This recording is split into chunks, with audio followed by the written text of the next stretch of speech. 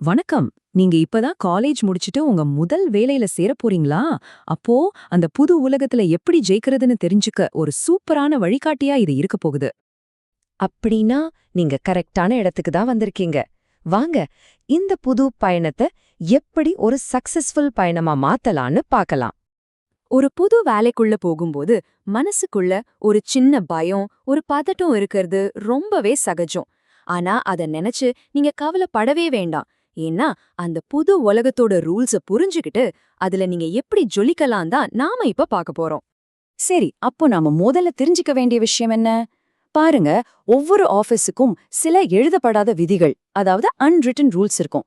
அத நாம சரியா புரிஞ்சுக்கிட்டாலே போதும், நம்ம வெற்றிக்கான முதல் படியை எடுத்து வச்சிட்டோம்னு அர்த்தம். இப்ப பாக்குறதுக்கு இந்த 3 விஷயமும் ரொம்ப சிம்பிளா தெரியலாம். ஆனா நீங்க ஒரு நல்ல டீம்மேட்டா இருக்கிற இதுதான் அஸ்திவாரம். கரெக்ட் டைம்க்கு வர்றது, உங்க வேலை என்னன்னு சரியா தெரிஞ்சு வச்சிருக்கிறது, கூட வேலை பார்க்கறவங்கள மதிக்கிறது, இந்த 3மே உங்கள ஒரு நம்பகமான ஆளா எல்லாருக்கும் காட்டும். அடுத்து நாம பார்க்க போறது ஆர்கனைசேஷனல் சார்ட். பேரு தான் பெருசா இருக்கு, ஆனா விஷயம் சிம்பிள். இது ஒண்ணும் இல்ல, உங்க கம்பெனியோட ஒரு மேப் மாதிரி தாங்க. யார் ஹெட், அவங்களுக்கு கீழே யார் இருக்காங்க, யார்கிட்ட பேசணும்னு எல்லாத்தையும் காட்டுற ஒரு சார்ட் இது. சரி, இந்த சார்ட்டை புரிஞ்சுக்கிறதுனால நமக்கு என்ன லாபம்? ரொம்ப சிம்பிள்.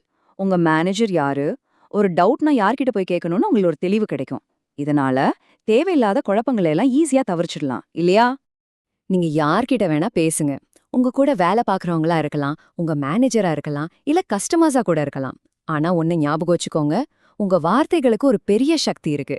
அதனால பேசும்போது தெளிவாவும் ரொம்ப ப்ரொஃபஷனலாவும் இருக்கிறது ரொம்ப ரொம்ப முக்கியம். இங்க நம்ம புரிஞ்சுக்க வேண்டிய ஒரு முக்கியமான விஷயம் என்னன்னா, நீங்க தனியா இல்ல. நீங்க ஒரு டீமோட ஒரு பகுதி. ஒருத்தர் மேல ஒருத்தர் நம்பிக்கை வச்சு ஒன்னா சேர்ந்து வேலை செஞ்சாதான் எவ்ளோ பெரிய இலக்கா இருந்தாலும் நம்மால ஈஸியா அடைய முடியும். ஓகே, இப்போ ஆஃபீஸோட எழுதப்படாத விதிகள்லாம் என்னன்னு புரிஞ்சுக்கிட்டோம். அடுத்ததா நம்ம டெய்லி டாஸ்க்ஸ எப்படி சூப்பரா முடிச்சு மத்தவங்கள இம்ப்ரெஸ் பண்றது, அதுக்கு சில பிராக்டிகலான டிப்ஸ் இப்போ பார்க்கலாம். இந்த 5 ஸ்டெப்ஸ ஒரு ஃபார்முலா மாதிரி நினைச்சுக்கோங்க. முதல்ல என்னென்ன வேலை இருக்குன்னு ஒரு லிஸ்ட் போடுங்க. ரெண்டாவது, எது ரொம்ப அவசரம், எது முக்கியம்னு வரிசைப்படுத்துங்க. மூணாவது, ஒரு வேலையை ஆரம்பிக்கிறதுக்கு முன்னாடி அதுக்கான இன்ஸ்ட்ரக்ஷன்ஸை நல்லா படிங்க. நாலாவது, ஒரு நேரத்துல ஒரு வேலையில மட்டும் முழு கவனத்தையும் செலுத்துங்க. கடைசியா, ரொம்ப முக்கியம், தேவைப்படும் போது சின்ன சின்ன பிரேக் எடுத்துக்கோங்க. பாருங்க உங்க வேலை எவ்வளவு ஈஸியா முடியுதுன்னு. இன்னைக்கு இருக்கிற உலகத்துல டெக்னாலஜி நமக்கு கிடைச்ச ஒரு பெரிய வரம்னு தான் சொல்லணும். கூகுள் டாக்ஸ் மாதிரி டூல்ஸ சரியா பயன்படுத்த கத்துக்கிட்டா உங்க நேரத்தை மிச்சப்படுத்தலாம், வேலையும் இன்னும் ஸ்மார்ட்டா செய்யலாம். சோ புது டெக்னாலஜியை கத்துக்கிறதுக்கு எப்பவுமே தயங்காதீங்க.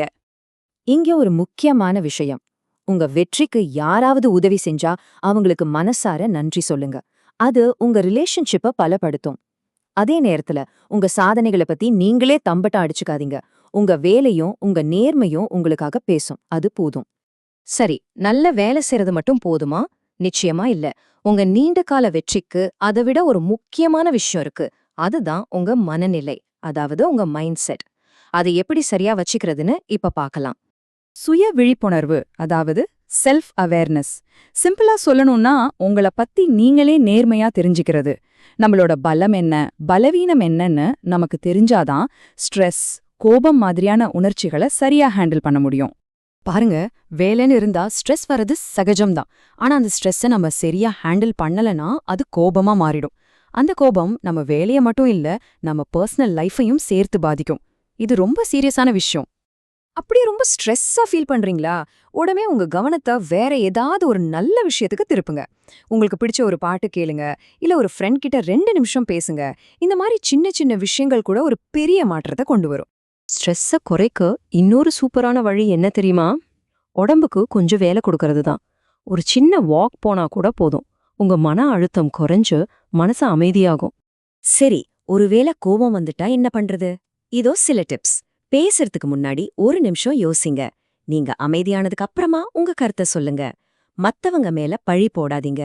மூச்சை நல்லா இழுத்து விடுங்க. இதெல்லாம் மீறியும் கஷ்டமா இருந்தா உதவி கேட்க தயங்கவே தயங்காதீங்க. சரி, இதுவரைக்கும் நம்ம பார்த்த எல்லா விஷயங்களையும் ஒன்னா சேர்த்து உங்க வெற்றிக்கான ஒரு ப்ளூ பிரிண்ட்டை இப்போ பார்க்கலாம். சுருக்கமா சொல்லணும்னா இந்த 4 விஷயங்களை மட்டும் நல்லா ஞாபகம் வச்சுக்கோங்க.